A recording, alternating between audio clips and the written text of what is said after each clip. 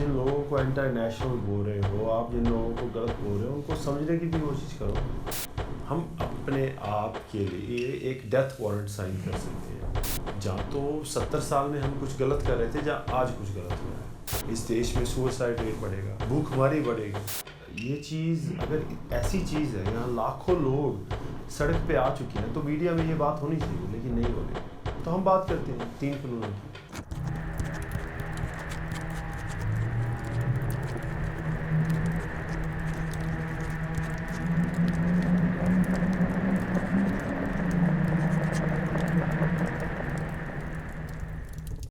तीन खेती कानून, जैसे हमको बताया जा रहा है कि ये खेती कानून काफ़ी इनकलाबी हैं देश के लिए।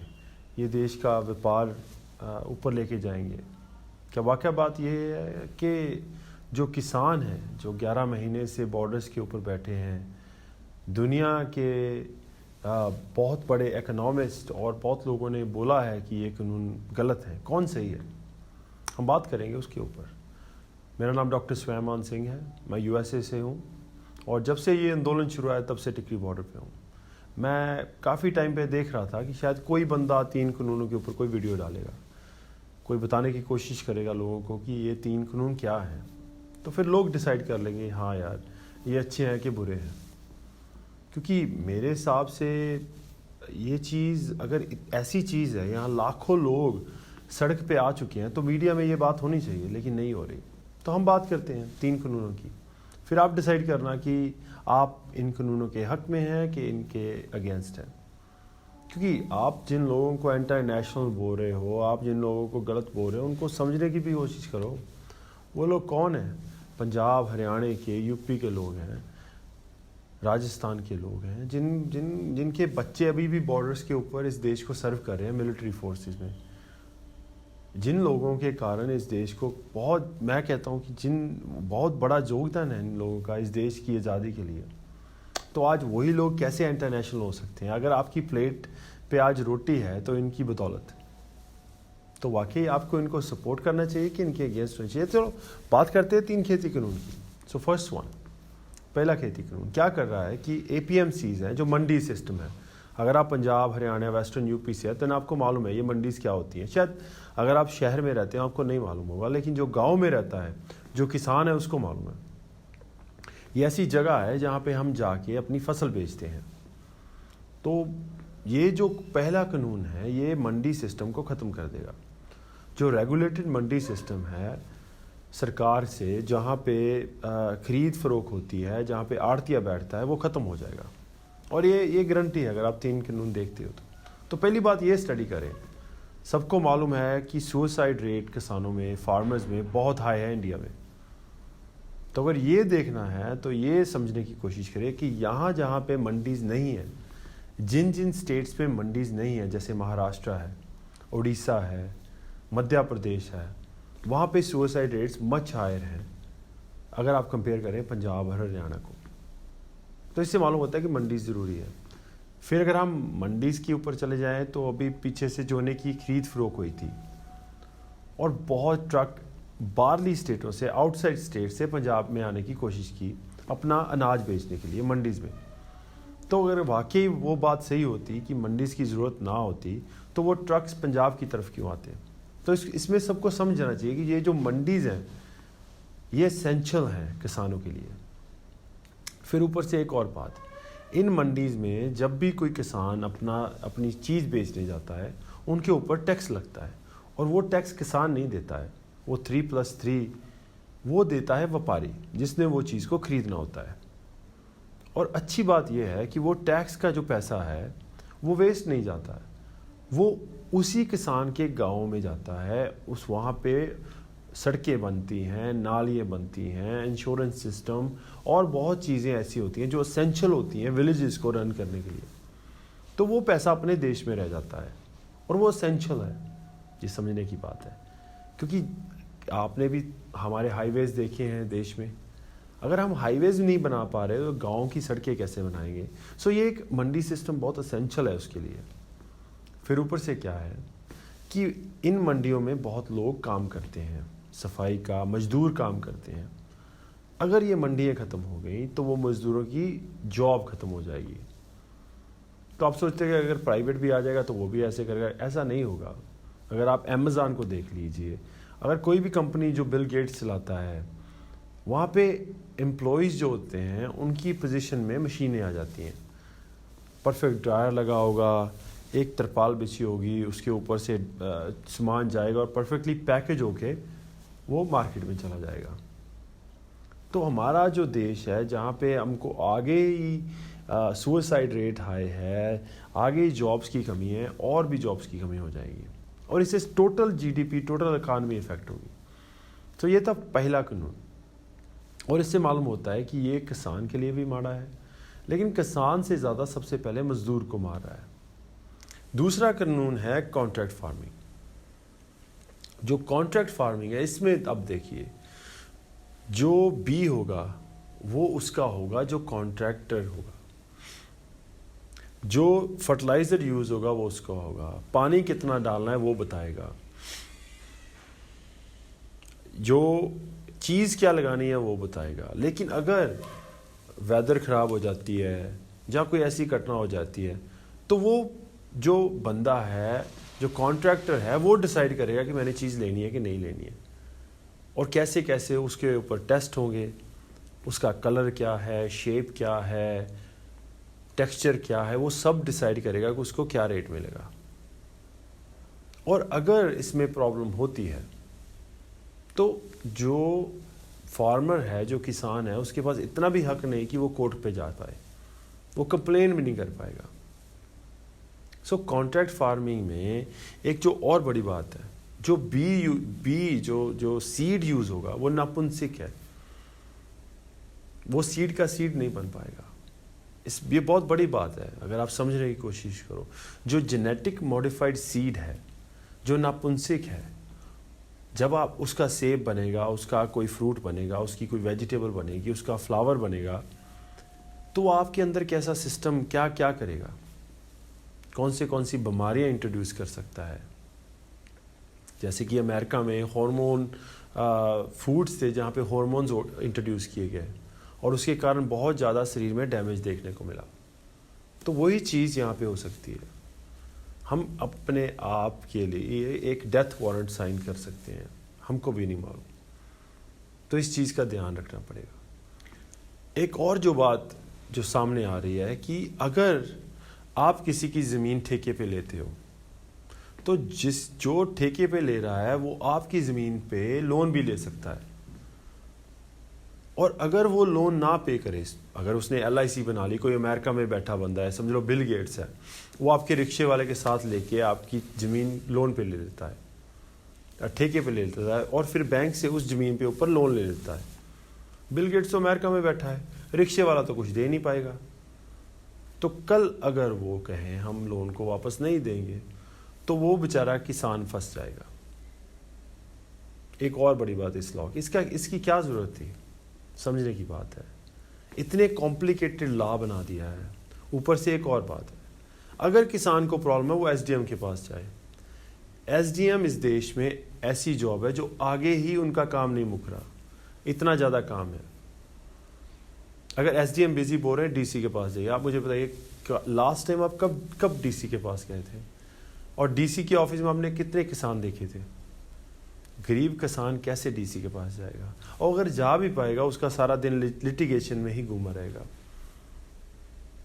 सो आई थिंक ये जो अगर पहला कानून देखिए, सेकंड कानून देखिए, ये हौले हौले किसान को मारने की कोशिश हो रही है। अब तीसरा कानून, ये जो सबसे ज़रूरी है समझने की बात है, असेंशियल कमोडिटीज़ एक्ट 1955 में बना था। क्यों बना था? क्योंकि तब जो व्यापारी थे वो चीज़ों को स्टॉक करते थे और ब्लैक मार्केट चलाते थे, और फिर उसके साथ जो प्राइस थी वो इन्फ्लेटेड होती थी। वो कानून 1955 के बाद जब भी चेंज किया गया उसको तकड़ा बनाएगा और मजबूत किया गया। ये फर्स्ट टाइम है कि उस कानून को तोड़ा जा रहा है। तो आप जहाँ तो 70 साल में हम कुछ गलत कर रहे थे, जहाँ आज कुछ गलत हो रहा है, ये समझने की बात है। कोई भी खेल है वो सप्लाई और डिमांड की होती है। अगर सप्लाई आपने बढ़ा दी अगर सप्लाई ज़्यादा है तो उसकी प्राइस गिर जाएगी, अगर डिमांड ज़्यादा है और सप्लाई कम है तो प्राइस उसकी ऊपर हो जाएगी।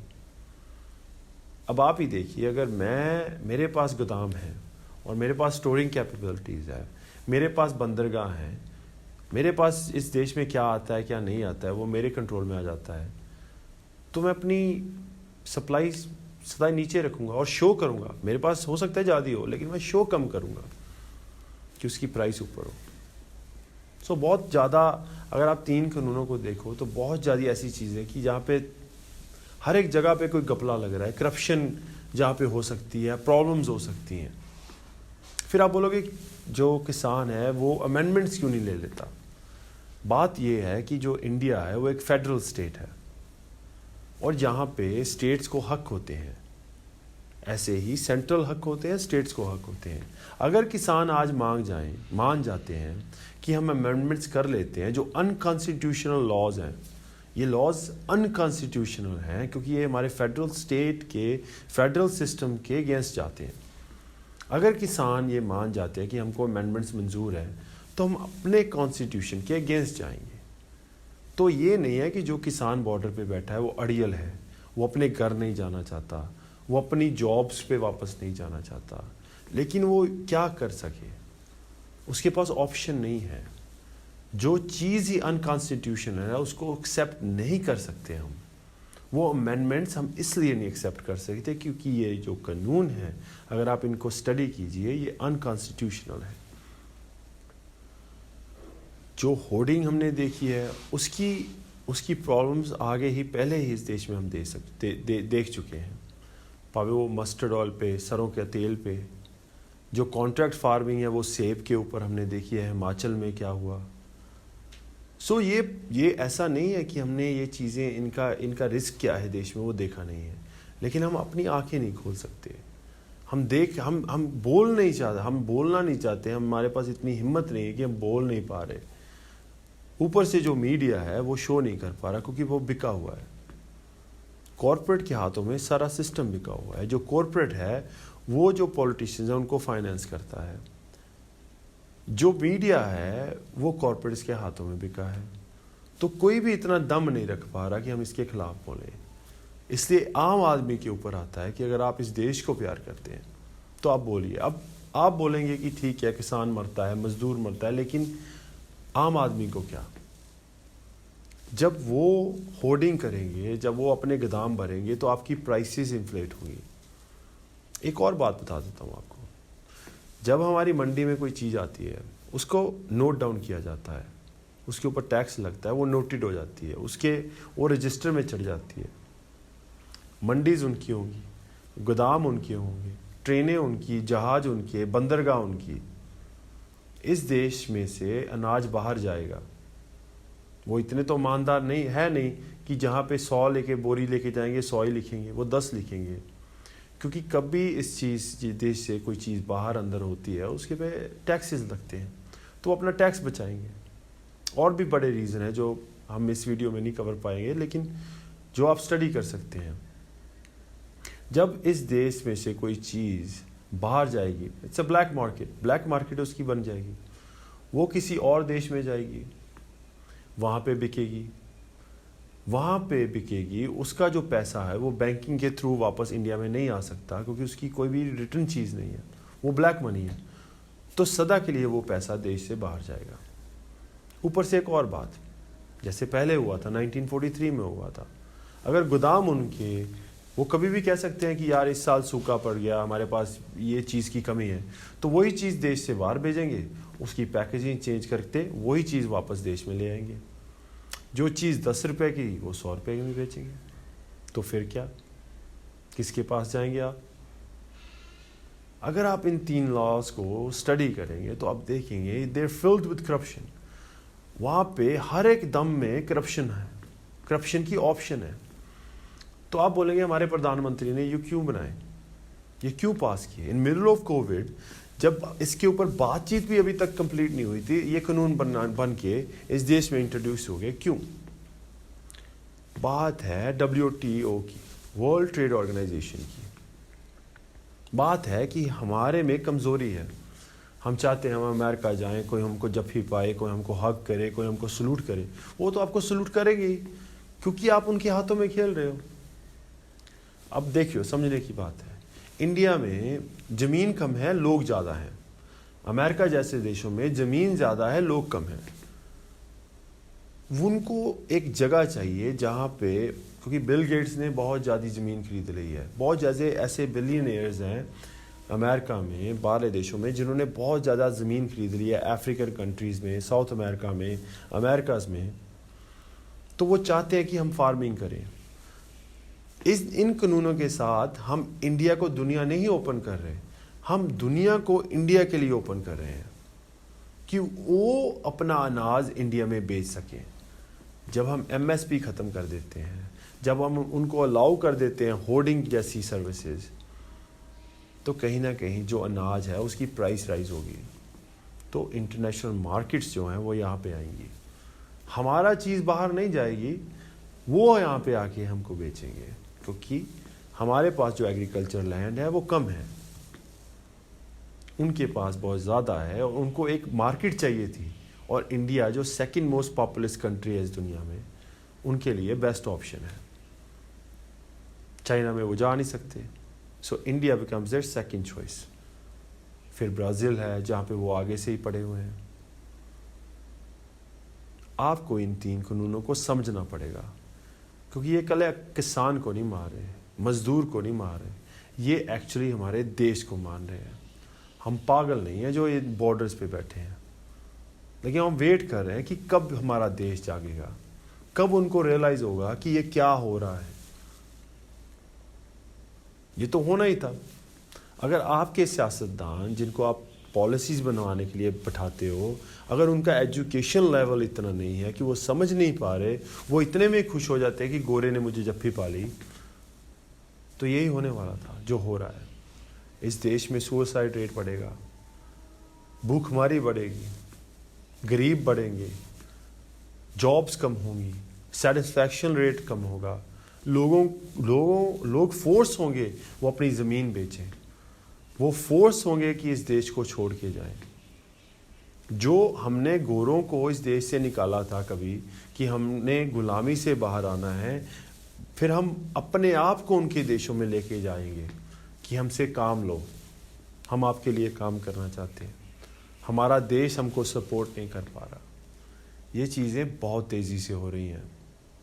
जहाँ से वो लोग हमारा ब्रेन ले रहे हैं, हमारा जो टॉप के लोग बच्चे हैं जो सबसे ज़्यादा पढ़ाई कर रहे हैं वो बाहरले देशों में जा रहे हैं, वहाँ पे वो हमको अपना अनाज भी बेचेंगे, हम उनको अपना ब्रेन बेचेंगे, वो हमको हमारा अनाज बेचेंगे।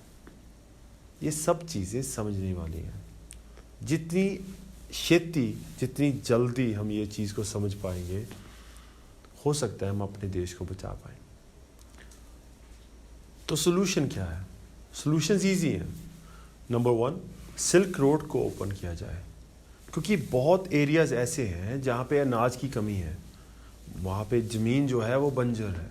अगर हम वो रूट को ओपन कर दें तो बहुत ज़्यादा जो चीज़ें हैं, जहाँ जो हम वीट है, वो राइस है, जो हम ग्रो कर रहे हैं, जो हमारे गोदामों में सड़ जाती हैं, उनको एक रूट मिल जाएगा, इंट्रोडक्शन हो जाएगी वो वर्ल्ड मार्केट में। सो सिल्क रूट को ओपन करना चाहिए, ट्रेन के साथ, बसेस के साथ, जैसे भी। सो दूसरी चीज़, हमको जो किसान है जो फूड ग्रेन ग्रो करता है, उसको अभी फूड स्टफ़ भी ग्रो करना पड़ेगा, क्योंकि जो फूड स्टफ़ वाले हैं वो हमारे फूड ग्रेन की तरफ आ रहे हैं, वो हमारे पे मोनोपोली क्रिएट करना चाहते हैं। तो किसान को जागना होगा, कोऑपरेटिव फार्मिंग की तरफ जाना पड़ेगा, फूड ग्रेन से फूड स्टफ़ भी बनाना पड़ेगा, डाइवर्सिफिकेशन भी इंट्रोड्यूस करनी पड़ेगी। लेकिन सबसे बड़ी बात ये, ऐसी पॉलिसी बनानी पड़ेगी कि इंडिया के लिए दुनिया खुल जाए, ये नहीं कि इंडिया दुनिया के लिए खुल जाए। आई होप कि आपको इन 3 कानूनों के बारे में कोई जानकारी मिली होगी। अगर आपको मिली है तो प्लीज़ ये वीडियो शेयर करना ज़्यादा से ज़्यादा लोगों के लिए। अगर आपके क्वेश्चंस हैं देन प्लीज़ कमेंट्स में क्वेश्चंस पोस्ट करना, हम ट्राई करेंगे आपके क्वेश्चंस को आंसर करने के लिए। Thank you.